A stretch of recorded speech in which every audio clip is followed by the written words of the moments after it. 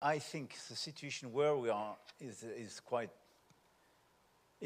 challenging, to be honest, because the US is a great country, and they paid a very high tribute for your country and peace in your country, and they pay a very high tribute for peace in Europe. And the D-Day in France is not to be forgotten, and they played a very important role to build this international order I mentioned after the Second World War. And they are the guarant in last resort of this international order in a certain way. The problem we have is the day the main countries with the highest responsibility start to jeopardize themselves the international order. And I think our responsibility, it's true for the G7, and even more broadly I speak, some big countries are not part of the G7, which is based on democratic values. So China is not part of the G7, but they have a very high responsibility in the international order. What we have to do is to stick to the principles. We signed a charter building the United Nations. And the day you start creating yourself double standard, what is your credibility to avoid war? The day you say, I don't like your regime, I don't like your organization, I consider you are threatening your neighbor, so I will intervene and bomb you, you open a Pandora box. Because nobody, I mean, why shouldn't the other do the same?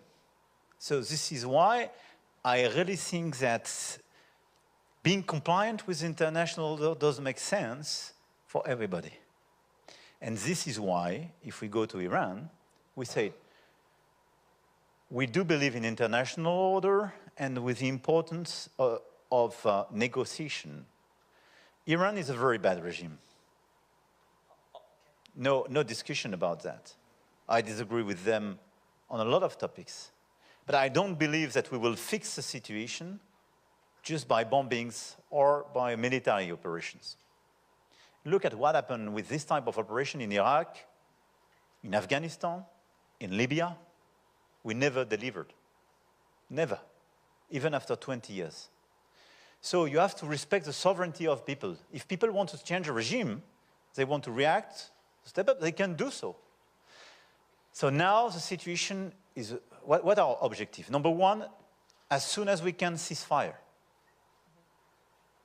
Comprehensive negotiations in order to make sure that the international community have a full view and a relevant monitoring on nuclear activities, ballistic activities, and on the regional proxies used by Iran to create destabilization.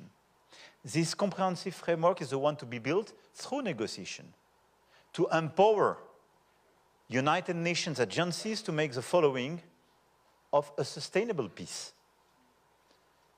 And with some retaliations, if this is not respected by Iran. But we have to build this framework. So what we want to do is to be part of that.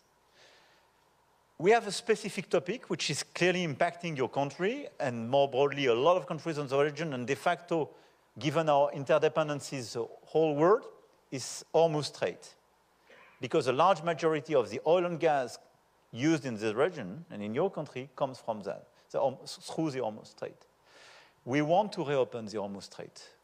We believe, and this is where we established a clear cooperation with your president, working together with some other nations to planify a peaceful operation to escort some tankers and carriers through Hormuz Strait based on a deconfliction mechanism with Iran, negotiation, the day we have a more peaceful situation or a ceasefire.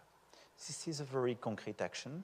We are ready to deliver a bunch of countries together through cooperations and discussion. This is exactly what we decided together. But more than that,